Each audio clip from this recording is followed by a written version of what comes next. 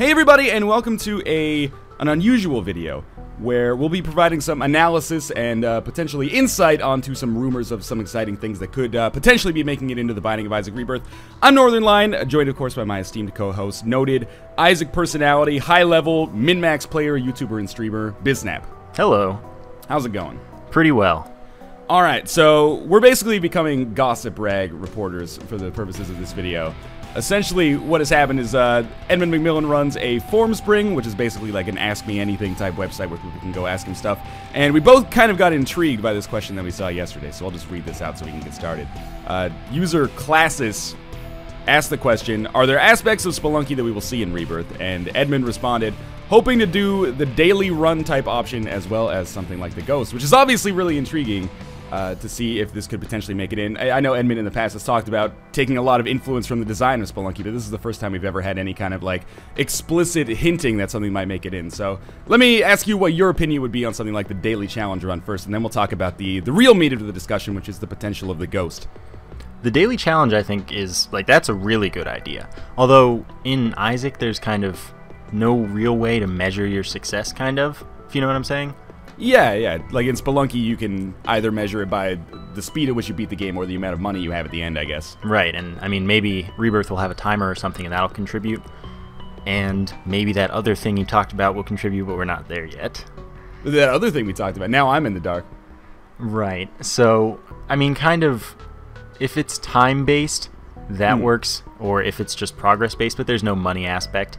Still, seeded runs in general are a pretty good idea with a roguelike if you want to have any sort of collaboration or anything like that. Yeah, I think it seems like a smart idea. I'm just trying to think of, like, you could almost port the idea of a daily challenge from Spelunky directly into Isaac, at least as it currently exists, and I think it would work just fine. And it would be nice to have, like, non-randomized loot drops, because, correct me if I'm wrong, but I think in Spider Mod right now, like, the rooms still drop different, like, not so important loot like pennies, consumable hearts, stuff like that. But the items are theoretically the same. But if they could get even the consumables in each room dropped exactly the same, that would be cool too. Actually, Spider has implemented seeded drops. See, I'm so far behind the times. It was pretty recent. This is why it's great to have this kind of back and forth here between you and I, because I'm such a casual but dedicated player, and you know the ins and outs of the actual community. So mostly I'm just along for the ride here. I was trying to think of what some interesting possibilities could be for a daily run. Again, there's no real kind of signifier for success. There might not even be leaderboards, but at the very least, this would make something like races more feasible. Although, has he already announced that seeded runs will be a possibility to begin with? I think so, but I'm not totally sure. I haven't kept up with Rebirth as much as I probably should. Well, at the very least, one of the things that could be cool about this, even if there aren't leaderboards, is just the kind of community that spawns out of this, because there's stuff in Spelunky like the Spelunky Explorers Club, which is a bunch of media personalities and developers. They all get together and they share their daily challenges, and of course daily challenges get shared on Twitch and YouTube all the time, and people talk about them, which is neat. Yeah, so at the very least, we could see that. We could be like, oh, how did you handle this decision, blah, blah, blah. And it's like a convenient way for a huge number of people to play the same seeded run, instead of just I don't know, posting a random string of alphanumeric characters and being like, you should check this out and then tell me how you did. I totally agree, and I think that that's going to be a really big section of things, of content in general, that a lot of people are going to choose to do that, maybe instead of a Let's Play, or maybe in tandem with a Let's Play or something.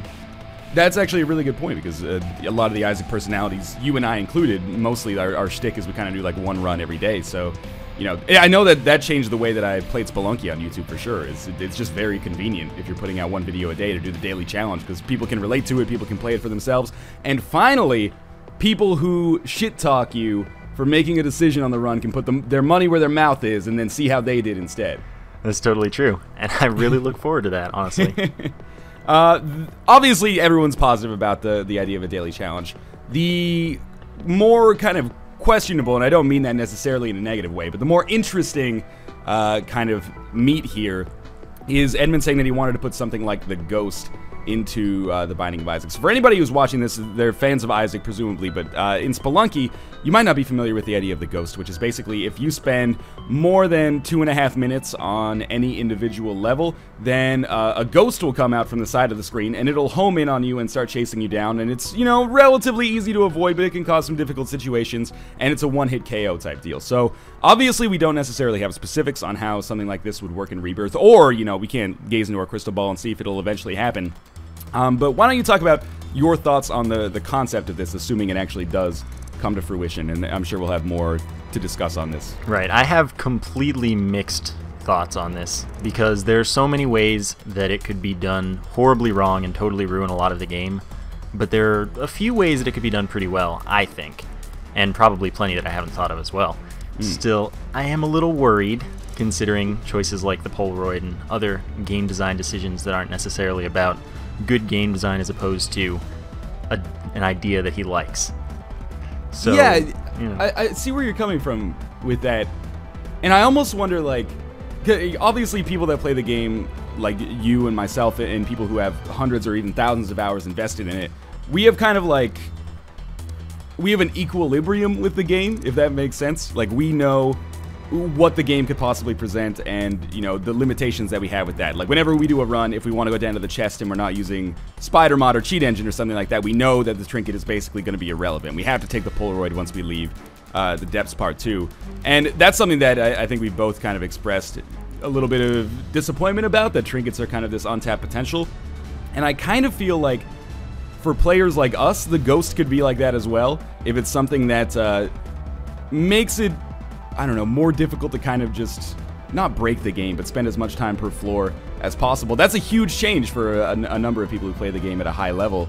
But I wonder how this would affect, like, average players or players, the kind of people you see, like, posting on the subreddit that are like, after, you know, 30 hours, I finally beat Mom's Heart for the first time. I wonder if this would be a welcome kind of thing for them, or if it would be something that would, you know, possibly break their experience if implemented poorly. Yeah, you know, thinking about that, it kind of, I mean, that's another thing that's completely dependent on how it's implemented. Like, one difference between how it would have to work in Isaac and how it works in Spelunky is, like, on Spelunky, every floor is going to take about the same amount of time if you know what you're doing. So right. 2.5 minutes isn't unreasonable in the late game, because you can do every single floor in, like, 10 seconds if you're really good. But in Isaac, the floors just get longer and longer and harder to navigate. And it kind of would have to either scale or be a completely different type of mechanic in the same way.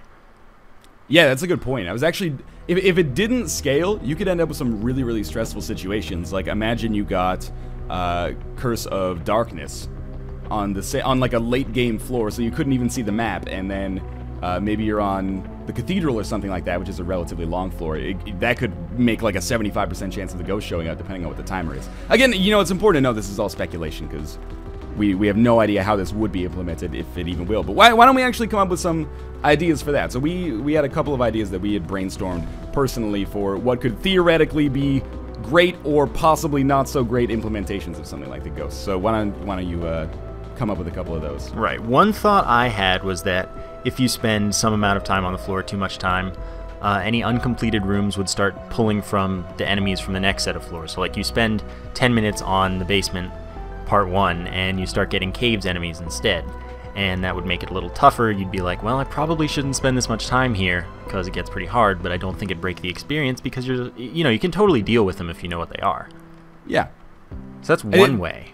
Yeah, I like that idea a lot. And we talked about the idea of either that, or if you spend too much time on a floor, then if you backtrack and go through a room you've already completed, it could possibly refill that room with the same enemies that it had before, or, you know, a different permutation of enemies that's kind of okay with that floor, which could be cool too, and that would stop people, or at least discourage people from spending way too much time on floors to try to potentially break the game if, you know, they're a half heart away from death or something like that. But I don't know, there was another, I'm not sure if I'm going to be able to put this up on the screen, but there was another quote, literally from a few hours ago, where Master Shadiq 2 said, "Will breaking runs," and this is verbatim, "like Dawan's bisnap does, be possible in Rebirth?" And then Edmund said, "Yes, I'm sure there will be game breaking, but hopefully not crashing combos that will make things weird, I assume. With this many items that affect stuff and stack, you never know what will happen." So If he's still thinking about the ghost idea as he's writing that response, it seems like he's not trying to implement something that would,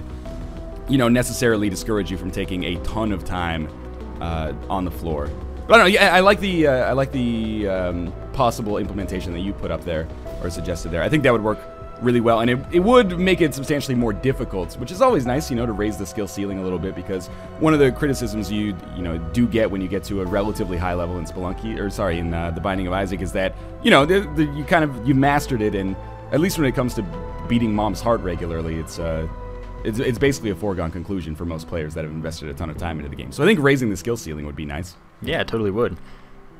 One thing that I had thought of is another potential implementation of something like the Ghost is maybe certain items are designated as like god tier items, and obviously there could be new items that fit into that tier, or existing items like Mom's Knife or Sacred Heart or Polyphemus, stuff like that, and maybe those could be in like a special item room, or they'll have some kind of special designation, maybe a different kind of pedestal or something like that, and then when you pick them up, they're really, really good, obviously, but maybe for the rest of the floor you do kind of get chased around by like a ghost type deal, just to kind of add some compensation for picking it up. But what are your thoughts on something like that? Don't be afraid to offend me if you think it's horrible.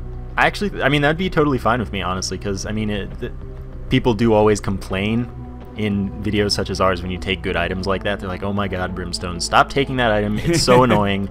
I hate it. And if we had something like that, it'd be totally a risk to take Brimstone as opposed to them thinking it's an automatic win when it's totally not. But it'd have that kind of thing pressing up against you that would hopefully kind of satisfy people in that way. Yeah, and I think obviously like this discussion is very premature. We don't really know how the mechanic would actually work itself out, and a lot of I think our perception on it really does depend on how it actually would be implemented. If it's something like respawning enemies into a room, then that's obviously something people would feel very differently about than like a literal ghost that chases you around, I don't know, takes your health or one hits you or something like that. Or what about if you had a the ghost comes by, and if he catches you, he takes your spacebar item or something like that. Like, these are all different possible implementations of it that would make it interesting. One thing I did want to bring up is that this, kind of comparison just hit me last night. Smash TV is a twin-stick shooter that was an arcade game and available on a number of home platforms like the Super Nintendo, and a lot like the Binding of Isaac, you walk into a room, kill all the enemies, then the doors open up and you can leave, and they had a ghost-type mechanic where basically if you spent too much time just kind of like trying to pick up the prizes that you got on a room, then this like asshole spike turret would spawn into the room, and it was just like 5% faster than you, so you could like keep yourself away from it for a while, but eventually it would catch up to you and kill you in one hit. So I don't know, something like that could be cool as well. Do you have any other possible ideas on what could possibly happen here, or concerns, or possible praise? What would be the ideal implementation for you of a mechanic like this? I kind of think that I'd like the enemies respawning the most of all of the things that we've discussed, kind of because when you think about it, that would actually contribute to a breaking run, where if those rooms count as rooms again, you could get more charges for your item or something, and that would actually be a really viable strategy. You're giving me like some terrible foresight here into that. Like, already some Breaking of Isaac runs can be like 2 hours long. Imagine if you could just sit on the same floor over and over and over. If you had like a nun's habit and there was like a shop on the floor, but you didn't quite have enough money to buy something, you just sit around for like 20 minutes on the same floor farming charges for your D6 or something to reroll the item until it was something good. Oh man. See, what I was thinking, and this is why again it's good to have this contrasting opinion on here, is maybe the ghost is a good thing because it would finally give me an excuse not to spend a bunch of time on any given floor, and finally an excuse not to gamble as often as people would like me to do. But now you've got me thinking like this nightmarish hellscape where Northernlion, you could have spent half an hour farming that silkworm room over and over, and oh man, I don't know. Well, in some ways. Oh yeah, sorry, go ahead. I am in a bit of a different situation where I'm known to spend like literally an hour on the Depths 2, for example, getting 10-15 items and re-rolling them for 10 minutes or something. So yeah, that's crazy. It's a little different for me, where it'd be like, this is pretty convenient. I don't have to use any kind of ridiculous Nun's Habit stuff where I'm spawning 200 items in the same room or something and re-rolling and getting tons of lag. It might be nicer that way. You did just bring up something when you were talking just a little while ago that I hadn't considered, and that is, if the ghost mechanic, and again, it doesn't have to be a literal ghost necessarily. If it is just like respawning enemies into a given room, that would make things like so abusable for high-level players, exactly for the reason you mentioned. And I'd previously been thinking that the ghost was something that would encourage you to go quickly because that's how it works in Spelunky, sort of. But if that ends up happening, man, that would completely change the game in a different aspect. Like the D6 and items like the battery and the 9-volt would be so much more useful than they already are. It's totally true. And what you were saying there, where you're talking about how it would encourage you to go faster, I kind of think that that's one way that makes it implemented better, where it's an incentive to go faster rather than a punishment for going slower. Mm-hmm. That's kind of the big difference here, and the big thing that might hit it negatively is if it's a punishment rather than an incentive. Yeah, okay, I can totally see what you're saying. I mean, as Isaac is right now, you can either speed through a floor or take your time, and basically you're not punished either way. So if they if they made it substantially more difficult to spend more time on a floor, first off, I don't understand why they would do that necessarily. But again, I'm coming from the perspective of someone who is not like a low or average level player, and then it sounds like I'm talking myself up, but I'm not, because an average level player might have problems beating Mom regularly, and maybe if they take too much time on a boss fight, a ghost showing up would be like really critical to them. But for high level play, I don't really understand why you would want to make floors have to be faster. I don't know. No, definitely. Like, there are a lot of reasons that it's worth spending a lot of extra time on a floor. I'm glad that gambling is going to be faster, of course, but like that's one reason that you would want to spend a lot more time than you might have naturally. This is tangential, but do you know what the changes to gambling are? Because I have that's no clue. Okay. It's my number one complaint now when I play the game is I wish there was just like a slider, or I could just like click a multiple or something, but anyway. Yeah, that would be pretty nice. It would make things a lot easier, especially if there's an implementation of something like the Ghost. Then you could at least, drop 60 cents on a slot machine without having to continually dodge in a circle around the room. Yeah. Any other thoughts on the potential of a Ghost or the daily challenge? None come immediately to mind.